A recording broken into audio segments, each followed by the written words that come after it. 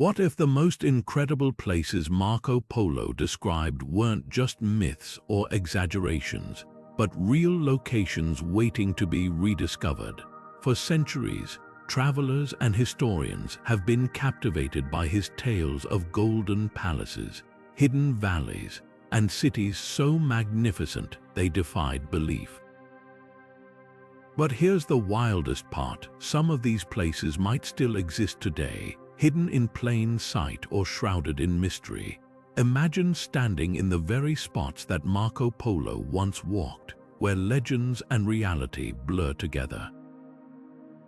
From towering mountains that gleam like jewels to ancient kingdoms lost to time, his accounts are filled with clues that could lead us to the truth.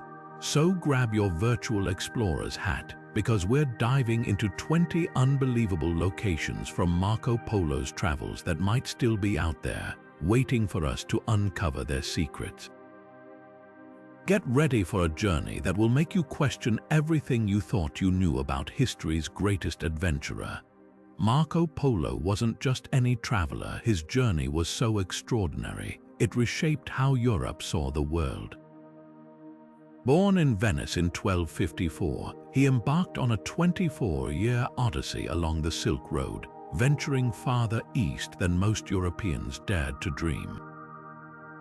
But what made his adventures truly legendary wasn't just the miles he covered, it was the way he documented them. His book, The Travels of Marco Polo, wasn't just a travelogue, it was a treasure map of distant lands, filled with descriptions so vivid they sparked debates for centuries. Some scholars dismissed his accounts as wild exaggerations, while others clung to them as proof of unimaginable wonders. And that's the magic of Marco Polo's legacy. His words walk the line between fact and fable, inviting us to question what's real and what's been lost to time. Take, for example, his descriptions of cities glittering with gold, mountains that touched the sky, and rulers whose wealth defied logic. Were these just tall tales, or could they have been real places waiting to be found? As we peel back the layers of his stories, we begin to see how even the most unbelievable details might hold grains of truth.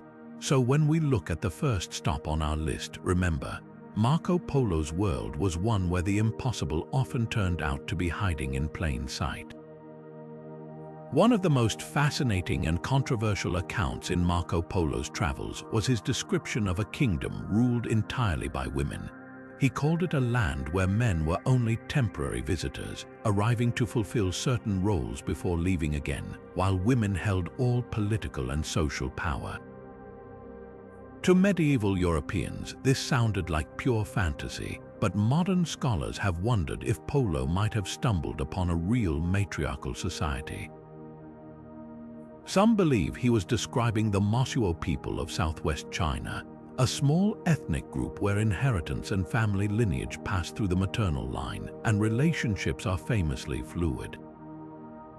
Even today, Mosuo households are led by women, and their traditions stand in stark contrast to the patriarchal norms Polo would have known.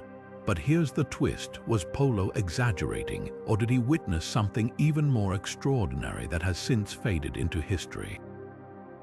Some historians argue he may have confused multiple cultures or blended rumors with first-hand observations. After all, the Silk Road was a highway of gossip as much as goods. Others think he might have encountered a now-lost society, one where women's authority was even more absolute than in the Mosuo region. Whether myth or misunderstood reality, Polo's kingdom of women remains a tantalizing mystery. And if it did exist, could traces of it still linger in some remote valley, untouched by time? This idea of societies defying expectations doesn't end there. Because just as unbelievable and equally real was Polo's claim of an island where people worshipped their king as a living god. But that's a story for another stop on our journey. The Valley of Diamonds was one of Marco Polo's most jaw-dropping tales, a place so dangerous it sounded like something out of a myth. He described a gorge so deep no one could enter it alive, where diamonds littered the ground like pebbles, guarded by enormous eagles and venomous serpents. To retrieve the gems, Polo claimed locals would throw chunks of raw meat into the valley, letting the eagles swoop down and carry the meat, along with the diamonds stuck to it back to their nests. Then they'd simply scare off the birds and collect their glittering prizes. It's the kind of story that makes you pause and wonder how much of this was real and how much was the exaggeration of a master storyteller. Here's the fascinating part. While Polo's version is dripping with fantasy, historians think he might have been riffing on real diamond mining regions like Golconda in southern India. For centuries, Golconda was the world's only known source of diamonds, producing legendary stones like the Koh-i-Noor and the Hope Diamond. Miners there did have to navigate treacherous terrain, and rumors swirled about the lengths people went to secure the gems. Polo could have taken those kernel of truth and spun them into something even grander, blending local legends with his own flair for drama. But there's another twist. Persian and Himalayan folklore also told of serpent-guarded treasures in remote valleys, particularly in the Hindu Kush Mountains. Was Polo weaving together multiple threads of rumor and travelers' tales, or was he describing a real, now forgotten mining practice lost to time? The line between fact and fable in his accounts is often razor-thin, and that's what makes them so irresistible. Because if a place like the Valley of Diamonds did exist, even a tamer version of it, could fragments of that story still linger in some untouched corner of the world? Polo's obsession with riches didn't stop at diamonds, though. His travels were studded with descriptions of wealth that seemed impossible. Palaces lined with gold, rivers hiding pearls, and kingdoms where even the beggars wore silk. And that leads us to another one where the treasures weren't just gold and jewels, but something even more precious. Among Marco Polo's most dazzling accounts were his descriptions of cities where gold seemed as common as stone. He wrote of palaces with roofs shimmering under the sun, temples adorned with golden statues, and streets so opulent they made European capitals look humble by comparison. One of these legendary places was Kinsai, modern-day Hangzhou, which Polo claimed had 12,000 bridges and markets overflowing with luxury. To his readers, it sounded like a fairy tale, but historians now believe Polo was likely describing the very real splendor of the Song dynasty's former capital. Under Mongol rule, Hangzhou was a thriving hub of trade and culture, its wealth fueled by silk, porcelain, and a sophisticated economy. But here's where the mystery deepens. Was Polo simply exaggerating Hangzhou's grandeur, or could he have been hinting at other, even richer cities now lost to time? In the 14th century, the Mongol Empire stretched across continents, and its rulers like Kublai Khan were infamous for their lavish displays of power. Recent excavations in places like Xanadu, the Khan's summer capital, have uncovered gilded artifacts and hints of structures lined with gold leaf, suggesting Polo's stories weren't entirely fabricated. Even more intriguing are whispers of cities like Yamashiro, a Japanese golden mountain settlement, or the ancient Khmer temples of Angkor, whose towers were once clad in gold. Could Polo have conflated these real places into something even more mythical? The allure of lost golden cities isn't just a medieval fantasy. In 2019, archaeologists in Egypt uncovered a 3,000-year-old lost golden city near Luxor, its streets lined with workshops and homes frozen in time. If such discoveries are still being made today, who's to say Polo's golden metropoles didn't exist? Perhaps they're buried beneath modern cities or hidden in jungles, waiting for a lucky explorer to stumble upon them. What makes Polo's account so compelling isn't just the gold, it's the way he documented societies that seemed impossibly advanced to European eyes. He described paper money, a concept foreign to medieval Europe, and marveled at China's postal system, a network so efficient it put Western messengers to shame. These weren't just wealthy civilizations, they were technological marvels, and that leads us to an even bigger question. if Polo's golden cities were real, what other innovations might they have harbored? Because beyond the treasure, his greatest revelations were about the people who built these wonders and the secrets they might still hold. Marco Polo's description of the Bridge of Heaven sounds like something straight out of legend, a stone marvel so vast he claimed it could rival the works of giants. Spanning the Yongding River near what is now Beijing, this bridge, later nicknamed the Marco Polo Bridge, supposedly stretched for miles, its arches so perfectly crafted they seem to defy the limits of medieval engineering. Polo's account painted it as a wonder of the world, adorned with hundreds of lion statues and wide enough for 10 horsemen to ride abreast. To his European audience, it must have sounded like pure fantasy, but here's the catch: the bridge did exist. Today, the real Marco Polo Bridge stands as a testament to ancient Chinese ingenuity, though its dimensions are far more modest than Polo's grand portrayal.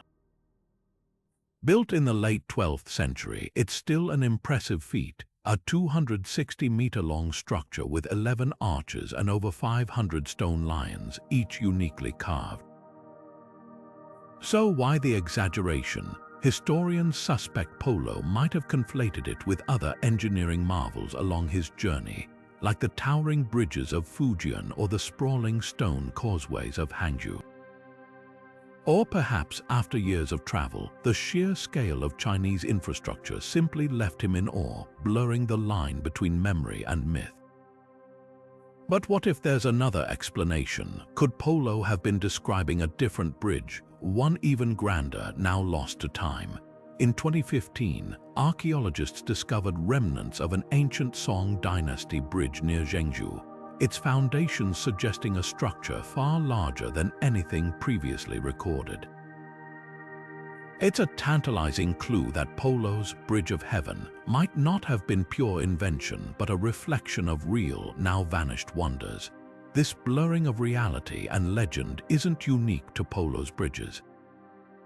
His journals overflow with tales of architectural feats that straddle the impossible, like the towering, golden pagodas of Burma or the labyrinthine palaces of Persia. One of the most striking was his account of a mountain carved into a sprawling city, its temples and homes etched directly into the rock. And that's where our journey takes us next, to a place where nature and human ambition collide on an unimaginable scale. Of all Marco Polo's haunting descriptions, none chill the spine quite like his account of the Land of Darkness, a place where the sun never rose and shadows stretched endlessly. He wrote of a frozen wasteland where traders ventured only in winter, dragging sleds through blackened silence, guided by the faint glow of animal fat lamps. To his Mediterranean readers, it sounded like a nightmare, but modern scholars suspect Polo might have been describing the brutal polar nights of Siberia or the Arctic, where winter brings months of unrelenting twilight. Imagine a world where daylight vanishes entirely, where the only illumination comes from the flicker of fires or the eerie dance of the aurora. What's fascinating is how close Polo's details align with reality. Indigenous peoples like the Nenets of northern Siberia have thrived in these conditions for centuries, navigating the darkness with an intimate knowledge of the land. Polo's mention of sleds pulled by reindeer or dogs mirrors their traditional travel methods, while his tales of trading furs in perpetual night echo historic winter trade routes. But could there be another explanation? Some researchers propose he was recounting the aftermath of volcanic eruptions, like the massive 1257 eruption of Semolas in Indonesia, which belched ash so thick it blotted out the sun across continents. For years after, global temperatures plummeted and reports of endless night surfaced from Europe to Asia. The idea of a land swallowed by darkness isn't just medieval lore.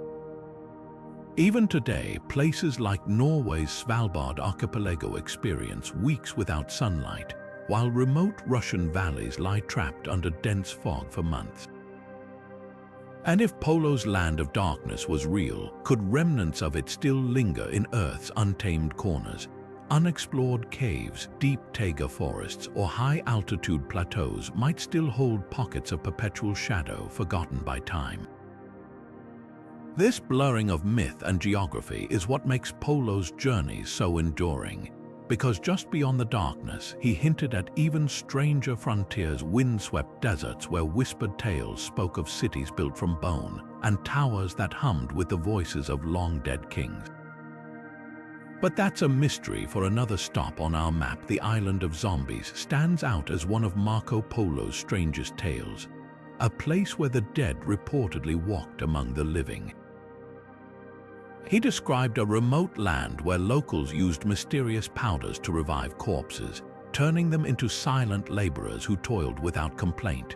To medieval Europeans, this sounded like pure sorcery, but modern researchers have a different theory. Polo might have stumbled upon early medicinal practices or spiritual rituals in places like Indonesia or the Philippines. In some Southeast Asian cultures, shamans used potent herbs to induce trance-like states in the sick or dying, making them appear lifeless before reviving them. Other traditions involved exhuming ancestors during festivals, dressing their bones in finery, and even feeding them ceremonial meals, rituals that could easily be misinterpreted by an outsider as literal resurrection. But there's another layer to this mystery. Polo's description eerily parallels the Haitian zombie myth, where toxins like tetrodotoxin from pufferfish could induce paralysis so deep, victims were declared dead only to awaken later. Could Polo have encountered a similar practice in Asia? Historical records suggest Chinese alchemists experimented with such poisons as early as the Tang dynasty. And in Okinawa, the legend of the Gashadokuro giant skeletons animated by vengeful spirits hints at a broader regional fascination with the boundary between life and death. The question remains, was Polo recording a genuine cultural practice lost to time, or did he spin travelers' rumors into something darker? One clue lies in his mention of sorcerers controlling the undead, a detail that mirrors the role of folk healers in rural Southeast Asia. Miscommunication could have twisted their rituals into something supernatural. Yet even today, places like Sulawesi maintain traditions like Manin, where mummified relatives are brought out of their tombs, cleaned and paraded through villages. If Polo witnessed something similar, it's no wonder his account took on a ghostly hue. This blurring of ritual and reality leads us to another island enigma in Polo's journals, one where the mystery wasn't the dead returning, but an entire civilization vanishing without a trace. The legend of the Fountain of Youth has captivated explorers for centuries, but Marco Polo's version might hold a kernel of truth buried beneath layers of myth. He described stumbling upon sacred springs in distant lands, waters rumored to reverse aging or cure incurable ailments. To his skeptical European audience, it sounded like pure fantasy. Yet Polo insisted these weren't mere stories, but places he'd either visited or heard of from trusted travelers. Modern scholars suspect he might have been referring to the geothermal hot springs of Tibet or the mineral-rich rivers of the Pamir Mountains, where locals have long believed in the healing power of certain waters. What's striking is how Polo's accounts align with real-world traditions. In Japan, onsen's natural hot springs have been revered for millennia for their restorative properties, while India's Ganges River is still considered sacred, its waters believed to purify both body and soul. Even today, scientists study places like Ecuador's Vilcabamba Valley or Pakistan's Hunza region, where unusually long lifespans have been linked to unique mineral compositions in local water sources. Could Polo have encountered similar pockets of wellness along his journey, where geology and legend intertwined? The mystery deepens when you consider global parallels. From the mythical El Dorado's golden lakes to Florida's actual freshwater springs, which Spanish explorers did search for, convinced they held the secret to eternal youth, Polo's healing waters fit into a larger tapestry of human fascination with rejuvenation. But here's the twist. Recent discoveries suggest some of these places might indeed harbor extraordinary properties. In Costa Rica, a blue zone with exceptional longevity has been linked to lithium-rich groundwater, while Iceland's geothermal lagoons contain silica and algae known to improve skin health. If science keeps uncovering these connections, could Polo's fountains have been early observations of what we now call hydrotherapy? Polo's genius was recognizing that the world's wonders weren't just about gold or conquest. They were about the secrets of life itself. And if his fountain of youth was more than a metaphor, what other natural marvels did he witness that we've yet to fully understand? Because beyond healing waters, his journals hint at valleys where trees bore gems instead of fruit, and caves where the very walls seem to breathe. Marco Polo's tale of the mountain of magnetic stone reads like something from a sailor's nightmare. A towering peak so powerful it could wrench nails from passing ships, leaving vessels to splinter against the rocks. To his readers, it sounded like pure myth, but modern geology suggests Polo might have been describing a very real phenomenon. Lodestone, a naturally magnetic mineral, has been mined for centuries in places like Turkey's Mount Ida, where ancient legends spoke of rocks that could steal iron. Even today, the Himalayas host magnetic anomalies strong enough to throw compasses into chaos, and volcanic regions like Italy's Mount Etna have deposits of magnetite that tug at metal tools. What's fascinating is how Polo's story might have crept into the real history of navigation. Medieval Arab and Chinese sailors already used lodestone compasses, and Polo's account could have fueled European curiosity about these mysterious way-finding stones. By the 14th century, mariners were grinding lodestone into needles, floating them on water, and watching them spin north, a technology that reshaped global exploration. But here's the twist. Could Polo's mountain have been even more extraordinary than we realize? In 2016, scientists discovered a massive magnetic anomaly beneath Siberia's Popogai crater, where a meteor impact billions of years ago created a trove of hypermagnetic minerals. If such forces exist underground, might there once have been a surface deposit dramatic enough to match Polo's description? The line between Polo's imagination and reality blurs even further when you consider other magnetic marvels. The Black Desert of Egypt, for instance, is littered with volcanic glass so iron-rich it sticks to magnets, and in Michigan's Upper Peninsula, ore deposits are so concentrated they once warped early surveyors' maps. Polo's mountain might not have been a single place, but a patchwork of rumors from miners, sailors, and Silk Road traders, each adding another layer to the legend. Yet magnetic stones weren't the only geological wonders that caught Polo's eye. Just as mesmerizing were his accounts of rivers that burned with eternal flames, where the very water seemed to defy nature. Marco Polo's account of the Land of Giants is one of his most spine-tingling, a place where he claimed to meet people so tall their shadows could blot out the sun. Standing twice the height of ordinary men, these towering figures supposedly inhabited the remote valleys of the Pamir Mountains, their stature so immense, Polo described their footsteps as sounding like distant thunder. To medieval Europeans, this sounded like pure fantasy, but what if Polo wasn't entirely inventing? Modern anthropologists point to the nomadic tribes of Central Asia, like the Kyrgyz or the Pashtuns, who were historically noted for their exceptional height. Some Pashtun clans averaged over 6 feet tall in an era when Europeans rarely topped 5.5, a difference dramatic enough to spark legends. But there's another twist. Polo's giants might have been inspired by something even stranger: ancient fossils. The Gobi Desert and Himalayan foothills are strewn with the remains of prehistoric megafauna, massive mammoth bones, towering dinosaur skeletons, and even the occasional Gigantopithecus femur, a long-extinct ape that stood 10 feet tall. For a traveler with no concept of deep time, stumbling upon these relics could easily fuel tales of living giants.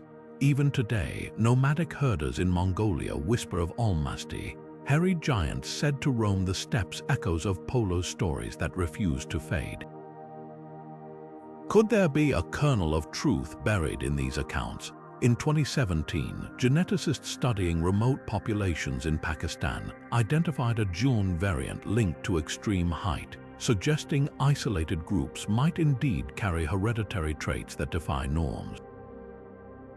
And then there's the mystery of the Tocharians, an ancient Indo-European people of the Tarim Basin, whose mummies, some over 6.5 feet tall, were found wearing intricate textiles eerily similar to descriptions in Polo's journals. Were these the giants he encountered, their lineage since diluted by time? What makes Polo's tales so enduring isn't just the spectacle of height, it's the way they blur the line between observation and myth. Because just as he documented giants, he also wrote of people who defied nature in the opposite way, tiny kingdoms where inhabitants stood no taller than a child's waist. But that's a story for another corner of his map. Marco Polo's description of the kingdom of the one-eyed is one of his most bizarre and oddly plausible accounts. He wrote of a remote land where the inhabitants had a single, massive eye centered in their foreheads, a detail that immediately conjures images of the mythical Cyclops. To his medieval readers, it must have sounded like pure fantasy, but modern researchers suspect Polo might have been misinterpreting something far more ordinary: miners wearing headlamps. In regions like the Altai Mountains or the Pamirs, laborers often strapped lamps to their foreheads to free their hands while tunneling for gold or gemstones. From a distance, the flickering light could have resembled a single, glowing eye, especially in the dim recesses of caves or fog-shrouded valleys. Yet there's another intriguing possibility: genetic mutations. Historical records from Central Asia describe tribes with rare conditions like cyclopia, a severe birth defect where the eyes fail to separate in the womb. While these cases were extremely rare, they were dramatic enough to spawn legends. Even Aristotle wrote of one-eyed people in distant lands, suggesting Polo might have been channeling a broader tradition of travelers' tales.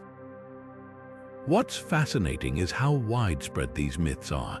The ancient Greeks spoke of Polyphemus, while Norse sagas mentioned one-eyed giants like Odin, who sacrificed an eye for wisdom. Could Polo have been stitching together local folklore with first-hand observations, blurring the line between reality and legend? The truth might lie somewhere in between. In 2018, archaeologists excavating a Bronze Age mine in Austria found skulls with purposeful deformations, foreheads flattened to resemble a single, elongated eye socket. Ritualistic body modification was common in some ancient cultures, and Polo could have encountered a group who artificially reshaped their skulls for spiritual reasons. Alternatively, he might have met individuals with severe injuries or tumors that distorted their features, leaving an impression of a single, dominant eye. What makes this account so compelling isn't just the mystery of the one-eyed people, it's how Polo's stories reflect humanity's endless fascination with the unfamiliar. Because just beyond this kingdom, he documented another society even more enigmatic, a tribe who communicated not with words, but through the haunting melodies of whistled language, a tradition that still echoes in remote valleys today. But that's a revelation for another chapter of our journey. Marco Polo's account of the Lake of Blood is one of his most unsettling. A body of water so vividly red, he claimed it looked like a battlefield after the slaughter. He described shores stained scarlet, with waves that seemed to ripple like liquid rust under the sun. To his medieval audience, it must have sounded like a cursed place, but modern science suggests Polo might have been standing at the edge of something far more extraordinary, a natural phenomenon cloaked in legend. Take Lake Natron in Tanzania. For example, its waters burn a deep, eerie red from salt-loving microorganisms called halobacteria, thriving in its caustic, alkaline depths. Or consider the seasonal red tides that bloom along coastlines worldwide, where algae explosions turn the ocean into a surreal, blood-hued expanse. Even Utah's Great Salt Lake occasionally flushes crimson when certain bacteria dominate its saline waters. Polo's lake of blood could have been any of these, a fleeting spectacle of biology and chemistry that, to an untrained eye, might indeed resemble something supernatural. But here's where the mystery deepens. Polo's journals mention locals who refused to drink the water, fearing it was poisoned or cursed. That detail aligns eerily with real-world dangers. Lake Natron's pH is so high it can calcify creatures that touch it, while toxic algae blooms have warned humans away for centuries. Could Polo have witnessed a similar warning, twisted into myth over generations? Or was he describing something even rarer, like the iron-rich hot springs of Dalol in Ethiopia, where minerals paint the water a deep, arterial red? The beauty of Polo's account lies in its ambiguity. His lake of blood might not be a single place, but a collage of scarlet waters he encountered or heard of along his journey, each one a marvel of nature, misunderstood through the lens of medieval wonder. And if such lakes still exist today, pulsing with life or lethal chemistry, what other surreal landscapes might Polo have witnessed? Because beyond crimson waters, his journals whisper of deserts where the sands themselves seem to sing, and valleys where the rocks glowed like embers under the moon. Marco Polo's mention of the Tree of Life is one of his most mystically charged accounts, a towering giant so vast he claimed entire families could shelter in its roots. He described a tree whose branches spread like a city, its canopy casting shade over acres, and its trunk so wide it would take a dozen men to encircle it. To his European readers, it must have seemed like a relic from Eden, but Polo was likely describing the sacred banyan trees of India or the revered fig trees of Buddhism, known as Ashvattha. These ancient wonders weren't just plants, they were living temples, their roots and branches woven into the spiritual fabric of the East. Take the Great Banyan in Kolkata, for example, a tree so massive it spans nearly 4 acres with thousands of aerial roots forming what looks like a forest of its own. Pilgrims still gather beneath its canopy, just as they might have in Polo's time, seeking wisdom or solace. Then there's Sri Lanka's Jaya Sri Mahabodhi, a fig tree grown from a cutting of the very tree under which Buddha attained enlightenment. It's been tended for over 2,000 years, its survival a testament to devotion. Could Polo have stood beneath one of these giants, his descriptions blending awe with a touch of exaggeration? Or was he chronicling a now-lost specimen, a tree of even grander scale that has since vanished? The mystery deepens when you consider how these trees straddle myth and reality. Hindu texts describe the Kalpavriksha, a divine wish-fulfilling tree, while Buddhist scriptures speak of the Bodhi tree as a bridge between heaven and earth. Polo's account might have fused these legends with the very real, breathtaking trees he encountered. And if such ancient specimens still thrive today, could others even larger, older, be hidden in uncharted forests? In Cambodia, the sprawling Tetraemyls nudiflora trees of Ta Prohm Temple seem to swallow stone ruins whole, their roots entwined with history. It's not hard to imagine Polo stumbling upon something similar, his words straining to capture their majesty. But the Tree of Life wasn't the only botanical marvel that left him spellbound. Just as astonishing were his tales of orchards where fruit turned to gemstones when plucked, and gardens where flowers bloomed in colors no European had ever seen. And that's where our journey takes us next, to a place where nature's artistry defied even Polo's boundless imagination. The city of the dead in Marco Polo's writings wasn't a place of horror, It was a revelation of how cultures honor their departed in ways that defied European understanding.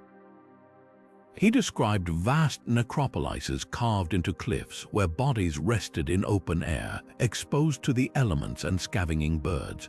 To medieval Christians accustomed to buried caskets and candlelit crypts, this practice sounded barbaric, but Polo was likely witnessing the sky burials of Tibet or the Towers of Silence in Zoroastrian Persia. These weren't cities of neglect, they were sacred landscapes where death served as a bridge between worlds. In Tibet, sky burials, where vultures carry souls to heaven, reflect Buddhist beliefs in impermanence and the cycle of rebirth. Meanwhile, Zoroastrians placed their dead atop stone towers to avoid polluting the earth with decaying flesh, a ritual rooted in reverence for nature's purity. What's fascinating is how Polo's description blurred observation with rumor. He spoke of golden statues guarding these sites and whispered of mummies that never decayed, details that might have been inspired by real discoveries. In the Taklamakan Desert, naturally preserved mummies dating back thousands of years have been found, their features eerily intact due to the arid climate. Could Polo have encountered such relics, weaving them into his tales? Or was he describing something even more mysterious, like the catacombs of Cappadocia, where entire underground cities housed both the living and the dead? The question lingers, do places like Polo's City of the Dead still exist, hidden in the world's remotest corners? Deep in the Himalayas, isolated monasteries still perform sky burials, their locations kept secret to protect traditions. And in Iran's deserts, crumbling towers of silence stand as silent sentinels of a fading practice. But beyond these known sites, there are whispers of lost necropolises, valleys where bones pile like autumn leaves, or caves adorned with skeletons draped in ancient silk. Were these the inspiration for Polo's accounts, or did he glimpse something even more extraordinary, now swallowed by time? This interplay of ritual and mystery doesn't end with the dead. Because just as haunting were Polo's accounts of tombs that hummed with unearthly music, where the wind through bone flutes sounded like voices from the underworld. And that leads us to another enigma, one where the boundary between the living and the departed wasn't just blurred, but danced upon in flickering candlelight. The land of fire in Marco Polo's chronicles wasn't just a place, it was a spectacle that defied reason. He wrote of hillsides where flames leapt from the earth without fuel, where the ground itself seemed to breathe fire into the sky. To medieval minds, this could only be the work of dragons or divine wrath. But today, we recognize these descriptions as eerily accurate accounts of natural gas vents, like those in Azerbaijan's Absheron Peninsula. The region's famous Yana Dag, or Burning Mountain, has been aflame for centuries, fed by underground methane seeping through porous rock. Even now, visitors can stand before its fiery cliffs, watching tongues of fire lick the air just as Polo might have done 700 years ago. But here's where the story ignites. Was Polo describing just one location, or stitching together tales from multiple fiery landscapes? Indonesia's Kawah Ijen volcano, for instance, burns with electric blue flames from sulfuric gases, while Turkmenistan's Darvaza gas crater, the door to hell, has blazed uninterrupted since 1971. Could Polo have heard whispers of these places from Silk Road traders, blending them into a single mythical land? The Silk routes thrived on exaggeration, after all, and nothing fueled gossip like flames that never died. The supernatural aura around these fires isn't just medieval fancy. Ancient Zoroastrians worshipped at Azerbaijan's flames, believing them to be physical manifestations of divinity. Hindu texts spoke of Agni, the sacred fire that bridged earth and heaven. Even the Greeks placed the forge of Hephaestus in volcanic lands. Polo's genius was capturing how these fires transcended geology. They were portals to the otherworldly. And if such eternal flames still burn today, hidden in remote valleys or beneath forgotten deserts, what other wonders might we rediscover? This fascination with elemental forces didn't stop at fire. Polo's journals also described rivers that ran white as milk, their waters thick with minerals that healed or poisoned. He wrote of valleys where the wind carved stone into towers that hummed like giant flutes, their songs audible for miles. Each of these wonders blurred the line between nature and magic, leaving us to wonder how many of Earth's marvels remain undocumented, waiting for a modern explorer to stumble upon them. Because beyond the flames, Polo hinted at a world where even the air itself held secrets like the whispering sands of deserts that sang when the wind blew just right. Marco Polo's tale of the Whispering Walls is one of his most haunting, a place where stones seemed to murmur secrets as if the very earth had learned to speak. He described cliffs that echoed back entire conversations, their surfaces so finely carved by wind or human hands that sound traveled along them like invisible threads. To medieval ears, this must have sounded like sorcery, but today we recognize these descriptions as possible encounters with ancient acoustic wonders. Take India's Gol Gumbaz, for example, a 17th century mausoleum where whispers circle the dome's interior, bouncing off the walls with eerie clarity. Or the slot canyons of Petra, where narrow passageways amplify even the softest footfall into ghostly reverberations. Polo might have stumbled upon similar marvels, his astonishment transforming natural acoustics into something magical. But here's where the mystery deepens. Was Polo merely describing known phenomena, or could he have witnessed something even more extraordinary? A now-lost sound temple or a valley sculpted by forgotten hands to conduct voices like an instrument. In Peru, the ruins of Chavín de Huanta contain labyrinthine tunnels where conch shell trumpets, when blown, produce frequencies that alter perception, a technique possibly used in rituals.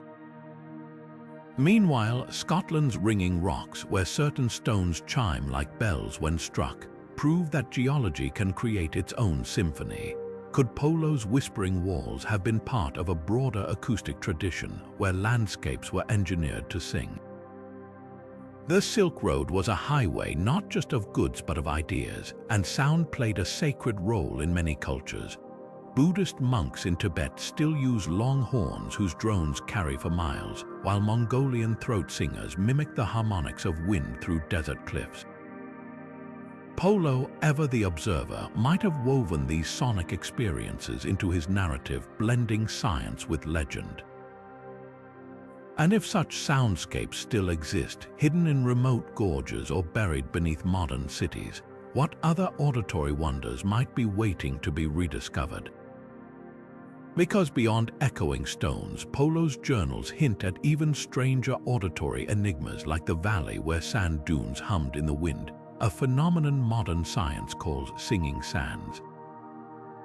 From the deserts of Arabia to the shores of California, these dunes produce low, resonant tones when grains slide against each other, a natural music that might have struck Polo as the voice of the earth itself. And that's where our journey takes us next, to a place where the very ground seems alive with song. Marco Polo's account of the Palace of 10,000 Rooms stretches the imagination, a labyrinth of golden halls, jeweled courtyards, and corridors so vast a man could wander for days without retracing his steps. To European ears, it sounded like a fable, but what if Polo was standing in the shadow of something very real? Scholars believe he might have been describing the early foundations of Beijing's Forbidden City, or perhaps the sprawling summer palace of Kublai Khan at Xanadu, where recent excavations have unearthed remnants of courtyards large enough to host thousands. These weren't just royal residences, they were microcosms of empire designed to awe visitors into submission with sheer scale. Yet here's where the mystery takes root. Could Polo have been chronicling a palace even grander than the ones we know? In 2018, archaeologists using ground-penetrating radar discovered evidence of a massive, previously unknown structure beneath a modern parking lot near the Forbidden City, a hint that history might have forgotten entire wings of these legendary complexes.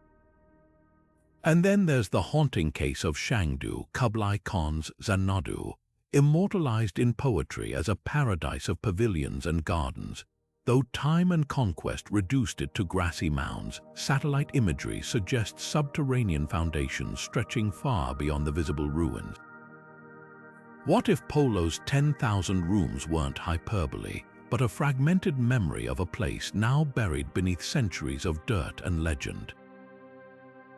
The Silk Road was a highway of architectural ambition, and Polo's journals are dotted with references to other lost marvels, like the Crimson Palace of Persia, said to have walls inlaid with rubies, or the floating pavilions of Hangzhou, built on lakes so still they mirrored the stars. Could fragments of these places still lie hidden? In Uzbekistan, the recent restoration of Timur's palace revealed original gold leaf beneath layers of plaster, a ghost of its former opulence. And deep in the jungles of Cambodia, LiDAR technology is exposing vast urban networks around Angkor Wat, proving that even the greatest cities can vanish into the green. What makes Polo's descriptions so tantalizing isn't just their scale, it's the way they force us to question what else might be waiting under our feet. Because just as the palace of 10,000 rooms blurs the line between history and myth, so too does another structural enigma from his journals, the bridge that wasn't a bridge at all, but a causeway stretching so far across the water, locals claimed it led to the underworld. Marco Polo's description of the River of Sand is one of his most hypnotic, a place where the earth itself seemed to flow like water, with dunes cresting and collapsing in endless golden waves. He wrote of caravans vanishing into its currents, swallowed by a landscape that shifted faster than maps could be drawn. To his readers, it sounded like pure magic, but modern travelers know this phenomenon all too well. The Taklamakan Desert, a vast ocean of sand where winds sculpt dunes into fluid, ever-changing shapes. Polo likely crossed this very desert where mirages warp the horizon and entire pathways disappear overnight. What he called a river might have been the relentless movement of these dunes, their crests rippling like water under the desert sun. Yet the mystery thickens when you consider other possibilities. Could Polo have witnessed something even rarer, a true, flowing sand event where entire dune fields migrate like glaciers? In Namibia's Sossusvlei, star dunes crawl across the landscape at a rate of nearly 20 meters a year, driven by persistent winds. Or perhaps he encountered a singing sand phenomenon, where dunes produce low-frequency hums as grains slide against one another, creating the illusion of a murmuring river. Even more tantalizing is the idea of uncharted deserts, places like Yemen's Empty Quarter or Mongolia's Go, by where isolated pockets of hyperactive dunes might still mimic Polo's descriptions. The line between observation and illusion blurs further when you account for desert mirages. The Fata Morgana effect, common in arid regions, can distort distant dunes into what appears to be a shimmering, liquid expanse. Polo's caravan might have crested a ridge to see what looked like a river of molten gold, only to watch it evaporate as they approached. And if such illusions still fool modern travelers with GPS and satellite imagery, imagine how they must have bewitched a medieval explorer relying on sun and stars for guidance. This interplay of perception and reality doesn't end with sand. Polo's journals also speak of mountains that breathed, peaks that seemed to exhale plumes of smoke, which we now recognize as volcanic vents or geothermal fields. From the steaming fumaroles of Indonesia to the bubbling mud pots of Iceland, the Earth's hidden forces have always blurred the boundary between the ordinary and the extraordinary. Which makes you wonder, if Polo's river of sand was a trick of light and wind, what other natural illusions might he have witnessed that we've yet to fully understand? Because just beyond the dunes, his writings hint at valleys where stones floated on air, defying gravity itself. Among Marco Polo's most enchanting accounts was his description of islands where the sky itself seemed alive, a riot of plumage so dense flocks could blot out the sun. He wrote of birds with feathers that shimmered like crushed gemstones, their calls weaving into a symphony so loud sailors could hear it miles out to sea. To his readers, it must have felt like stepping into a myth, but modern ornithologists recognize these details as eerily accurate portrayals of places like the Andaman Islands or the Maldives, where avian diversity still dazzles today. Walk through the rainforests of Great Nicobar, and you'll encounter the same vibrant kingfishers and racket-tailed drongos Polo might have seen 7 centuries ago, their colors just as vivid against the emerald canopy. What's fascinating is how Polo's observations hint at ecosystems now hanging by a thread. The islands he described were likely stopovers for migratory species like the Amur falcon, which travels 12,000 miles from Siberia to Africa, a journey Polo might have witnessed without realizing its full significance. Today, these same flight paths are under threat, with habitat loss and climate change pushing many of Polo's birds toward extinction. The Andaman wood pigeon, once so plentiful Polo noted their abundance, is now classified as near threatened, its forests fragmented by palm plantations. Yet there's a twist. Even as some species vanish, new ones are being discovered. In 2023, scientists identified a previously unknown songbird in the Maldives remote atolls, proof that Polo's islands of birds might still harbor secrets. Could undiscovered species still lurk in these island chains? Deep in the Andamans, indigenous communities speak of the Kalia, a giant, flightless bird said to stalk the underbrush, a creature that echoes extinct island megafauna like the dodo. While no such bird has been documented, history reminds us how recently we've lost marvels. The spotted green pigeon, a species with no confirmed sightings since the 1820s, was only recognized as unique after a single specimen surfaced in a museum drawer. If species can vanish before we even knew them, could others be hiding in plain sight, their calls drowned out by the modern world? But Polo's avian wonders weren't the only mysteries he left fluttering at the edges of his maps. Beyond these islands lay a final enigma, one so strange, even his most skeptical readers hesitated to dismiss it outright. A place where shadows moved against the wind, and the very air seemed to thicken with whispers. The doorway to hell in Marco Polo's writings wasn't just a place, it was a nightmare brought to life.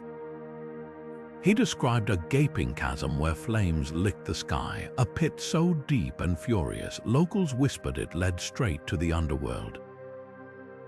To medieval minds, this could only be the work of demons or divine wrath, but today we recognize it as a startlingly accurate depiction of natural gas fires like Turkmenistan's Darvaza crater, a massive sinkhole that's burned incessantly since 1971.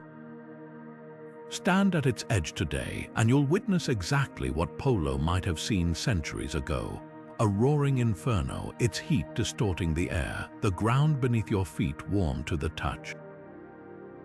Yet Polo's account hints at something even more unsettling. He wrote of travelers who vanished near these flames, swallowed by sudden collapses or suffocated by invisible vapors, details that align eerily with the dangers of sulfur mines or volcanic fumaroles.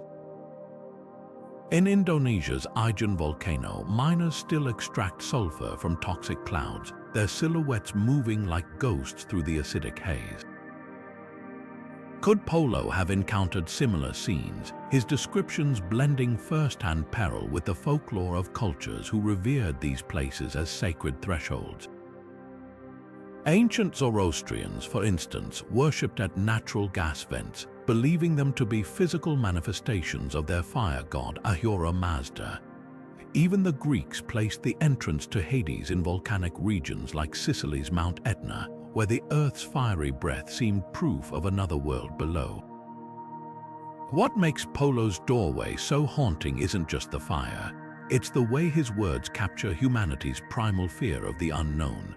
For every darvaza we've mapped, there are likely uncharted gas vents or coal seams smoldering in remote deserts, their flames seen only by nomadic herders or passing birds.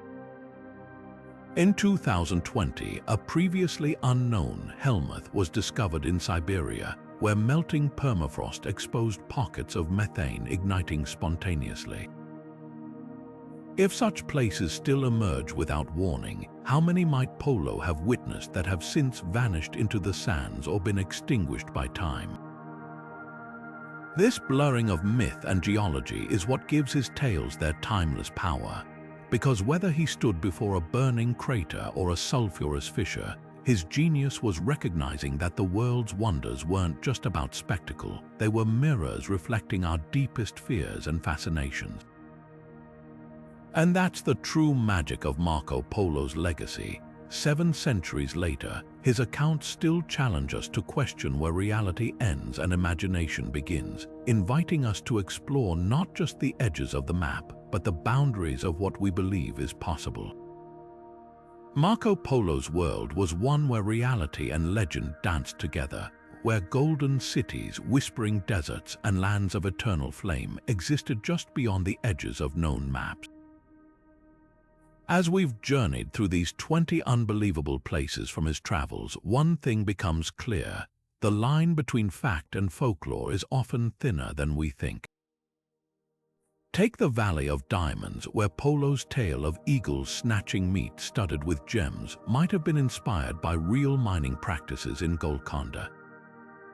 Or consider the Kingdom of Women, a matriarchal society that echoes the traditions of the Mosuo people still thriving in China today. Even his most outlandish accounts, like the Lake of Blood or the Land of Giants, find eerie parallels in natural phenomena, from microbial altered waters to towering skeletal remains mistaken for living beings. What's truly remarkable is how modern technology is catching up to Polo's imagination. Satellite imaging and LiDAR scans are uncovering lost cities beneath jungles and deserts, while advances in archaeology help us decode the truths buried in his exaggerations. Could the palace of 10,000 rooms lie hidden beneath Beijing's bustling streets? Might the doorway to hell in Turkmenistan's Darvaza crater be just one of many fiery chasms yet undiscovered? Every year, explorers stumble upon wonders that rival Polo's wildest claims, proving that our planet still holds mysteries waiting to be solved. Yet perhaps the greatest lesson from Polo's chronicles isn't about proving every detail true or false. It's about the spirit of curiosity that drives discovery. His stories remind us that history isn't just a record of facts. It's a tapestry woven from memories, misunderstandings, and marvels. So what do you think? Could there be kernels of truth in even his most fantastical tales, hidden in some uncharted valley or buried beneath centuries of dust? Share your theories in the comments, because the conversation about history's greatest enigmas is far from over. And if you're hungry for more adventures into the unknown, don't forget to subscribe. Who knows what lost worlds we'll explore next? The map is never truly finished. It just waits for the next curious soul to fill in the blanks.